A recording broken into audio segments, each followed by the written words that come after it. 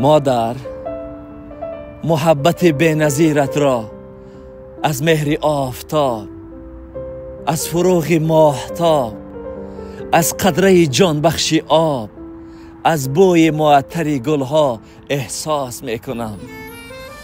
مادرا، محبوب قلبم، شاه زیبای دلم، عشق بی پایان من، دلدار شیدای دلم. خنده بر لب میزنی تا من ندانم درد تو، جان من گردد فدایت، عشق و رویای دلم. شرمسار از روی ماهت گر تو را رنجاندم، جز تو غمخواره ندارم ای تسلای دلم. گر خزانم کرده دنیا نوبهارانی منی، شهرزاده قصه گویم ماه شبهای دلم. این را بفرست به مادری عزیزم.